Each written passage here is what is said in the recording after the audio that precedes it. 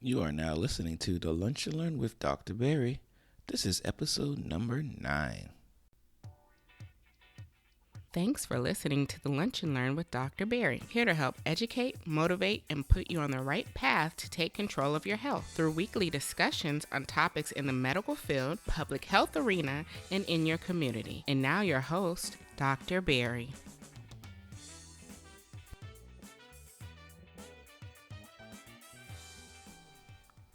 Welcome to the Lunch and Learn with Dr. Barry. We're going to be talking about medical marijuana. And if you want today's show notes, please go to drpierresblog.com/LLP009. Again, if you forget, the words are also in my title, and it's drpierresblog.com/LLP009. Now, I can tell you that this is actually a very commonly requested topic on the Lunch and Learn, and you're definitely going to hear my point of view on medical marijuana. You're going to hear what caused me to change my point of view over time, and you'll see whether I'm pro or against medical marijuana or just marijuana in general. So sit back and listen to today's episode.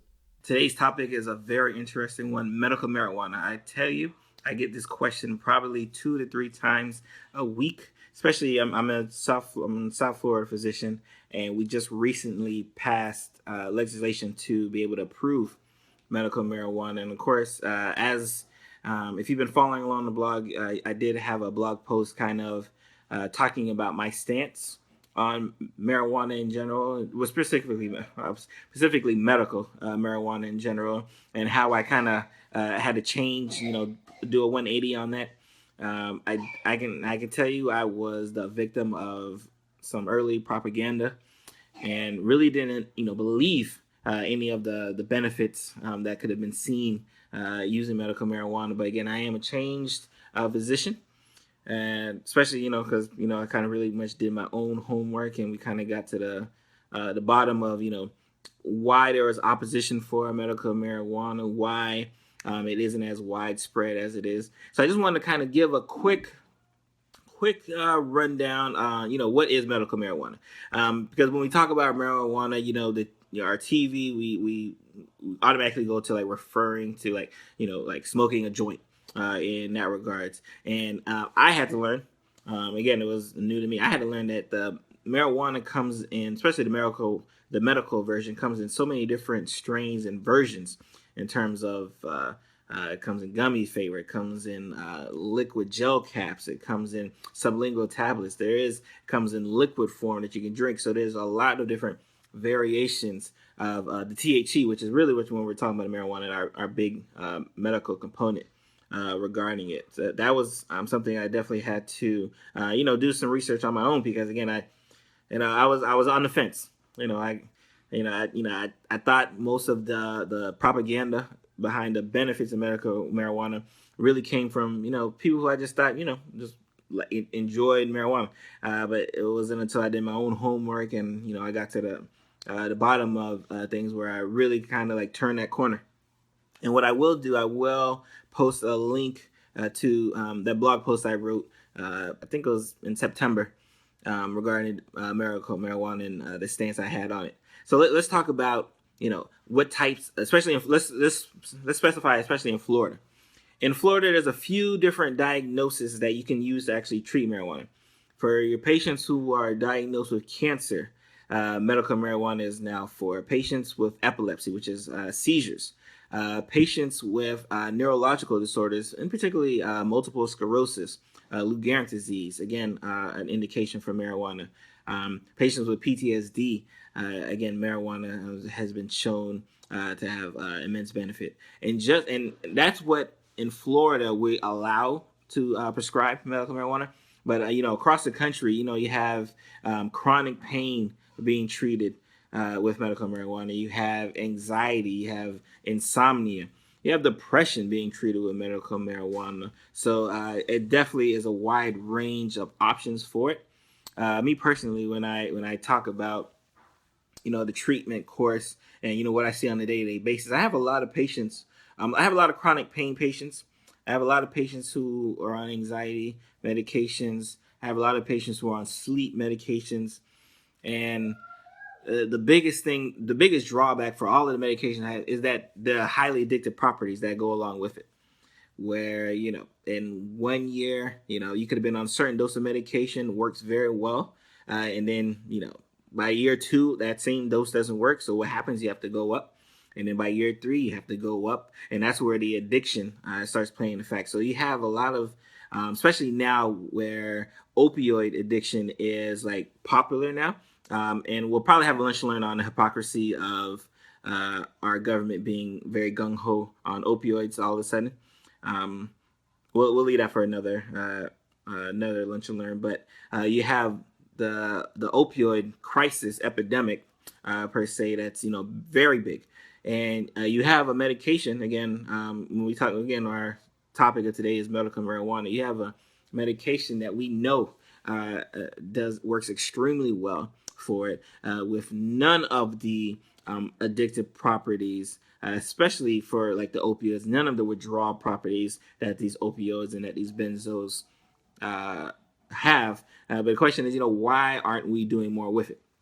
And this is where I had to do some homework. This isn't something that you'll just if you're in that circle of medical marijuana, you'll know about it. But this isn't something that you'll be able to read right off the bat. I think the first thing from a legal standpoint, our federal government actually designates marijuana as a Schedule 1 drug.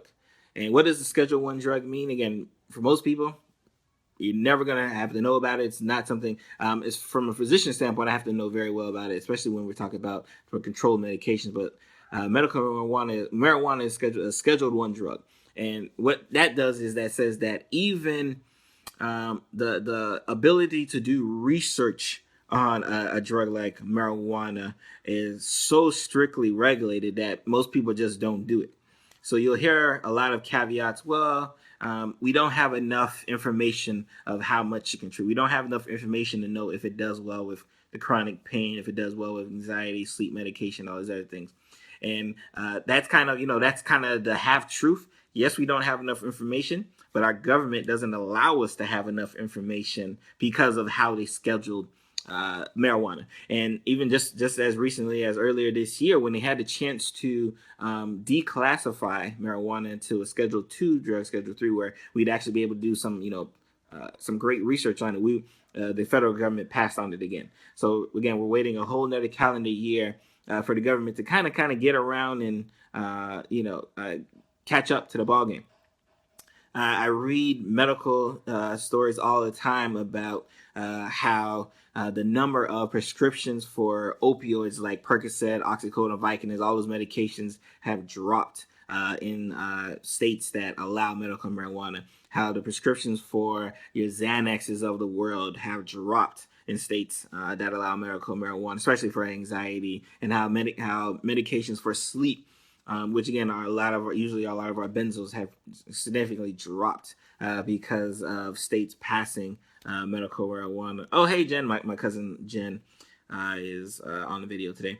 So it's very a half truth that we have to deal with medical marijuana. And again, I was one of those ones in the health field who are like, nope, we don't need medical marijuana.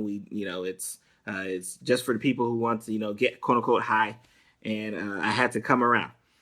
So I definitely think it's something that, if you're a physician, as you're the people's physician here on the Facebook page, hello Jen, that we have to educate our patients and then really educate ourselves, because we can't continue to peddle the lie that we've been peddled as far as like how bad medical marijuana is, especially when we know we have drugs that are just as worse. Like I said, unfortunately, I got patients who are on chronic pain medications, can't get them off those pain medications. I have patients who are on chronic benzos for anxiety and stress and everything else, can't get them off those medications. I have patients who can't sleep for thousands of reasons, can't get them off these medications here.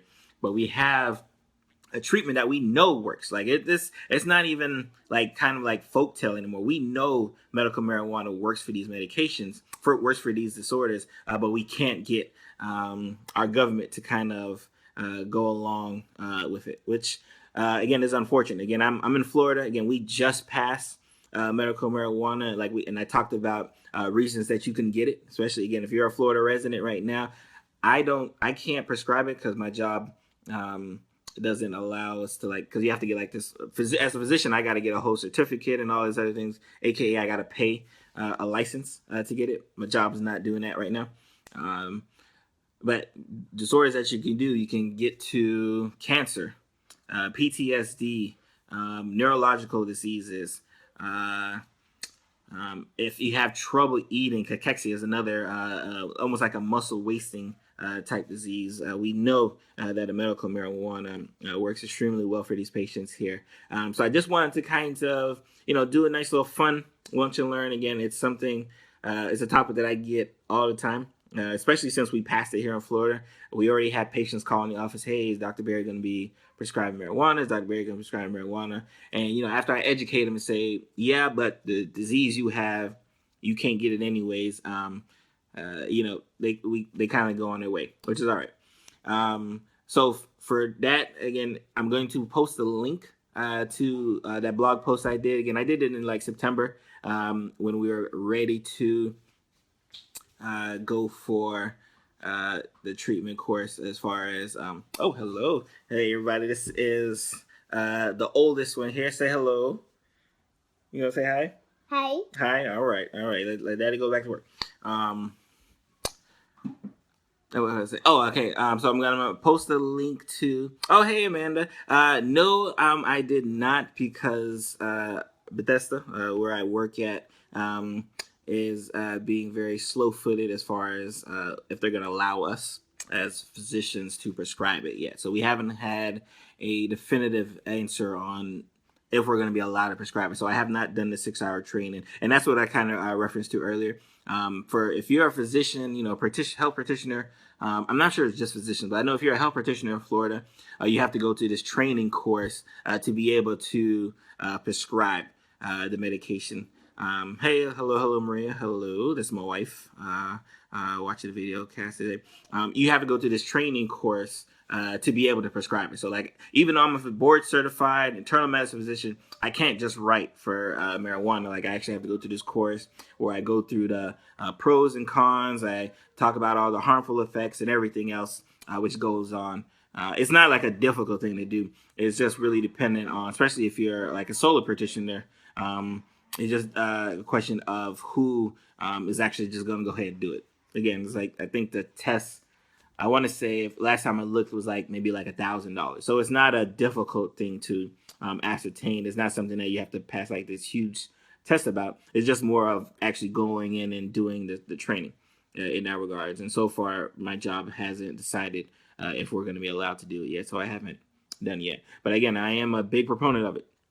I say that multiple times. I've wrote about it multiple times. I definitely think that the drug companies play a big role in it, because again, imagine if you're the makers of the oxycodone, the Vicodins of the world, the Xanaxes of the world, and that if medical marijuana becomes more of a common drug to prescribe, all of a sudden doctors are going to be prescribing your drug less. So, so they have some financial incentive to make sure medical marijuana doesn't, really see the light of day as it should, as it does in, Colorado and all these other states here. And again, it's very important to understand that even though your state passes it and makes it legal, federally, we still don't recognize it as being legal. So that's why you still have these caveats. That's why you still, if you're working at a job that requires drug testing, you can still be fired from that job, because federally, they don't have to recognize what the states do in that regards. So again, thanks you guys for joining, for listening, for my long cast about medical marijuana. Full disclosure, I am not sponsored by anyone. This isn't, no one's cutting me a check to talk about the positive benefits of medical marijuana. I just see that I have lots of patients who would greatly benefit off that medication and off that drug in that regards. Yes, actually, Jen, yes, I do. I think that the ones who make marijuana, of course, they're going to benefit because they'll be able to, it's pretty much a cash flow market. Once they say these disorders are allowed to be prescribed for medical marijuana, more physicians, especially once they get better acclimated to, will continue to prescribe it. And on the other side, if you're a pain company if you're the opioids, if you do Percocet, Vicodin, if you do Xanax, Respiro, all of these other medications out here, and all of a sudden you're going to see your numbers drop. And we already know that. Like, it's not like conjecture anymore. We have studies now that show that in states that show that medical marijuana is legal, those prescriptions drop. And when those prescriptions drop, we're probably talking about millions of dollars that they're losing a year to something like marijuana. So yes, I definitely think there's some financial ramifications of why it really hasn't caught steam and hasn't been legal in all 50 states in that regard, because I think that's really the big, I think, and of course we're in America where, money, unfortunately, runs our medical industry. So definitely something that I hope in the future, and again, especially in Florida, we have to wait at least another year for the FDA to decide whether they're going to declassify it and make it more easier for us to do research on it. So we have to wait at least another year for that to kind of go around.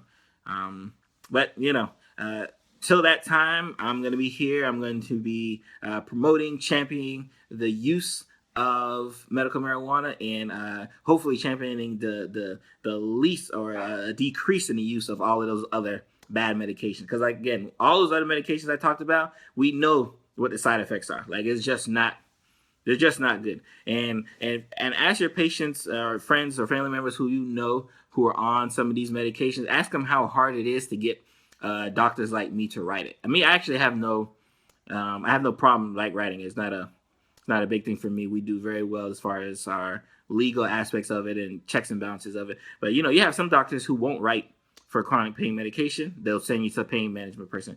You have some doctors who won't write for your Xanax and all that stuff. They'll send you to like psychiatrists or something like that, which is crazy. Oh, Cam, what's going on, Cam? We're talking about our medical marijuana. I'm actually about to head off, but we'll have this video live streaming later today, and then I'll actually have this video on the website as well. So if you don't catch it here, it will be on the website under the video section later on today. So again, I got to run. My wife's giving me dirty looks. You guys have a great, blessed day. Thank you for listening to this episode of the Lunch and Learn with Dr. Barry. If you want to find out more about the episode, please go to www.lunchlearnpod.com. That's www.lunchlearnpod.com for the show notes and any links that may have been mentioned in today's episode. If you're interested in joining the Lunch Learn Pod community, head over to either the website lunchlearnpod.com or join us on Facebook and Twitter with the same username, Lunch Learn Pod. And again, you can find all of these links on the website. If you have any questions, any comments, or any requests for topics to debut on the show, please let that be known. And don't forget to use the hashtag LunchLearnPod when you're listening to the episode. Again, I want to thank you for taking the time to listen to today's episode, and I'll see you next week.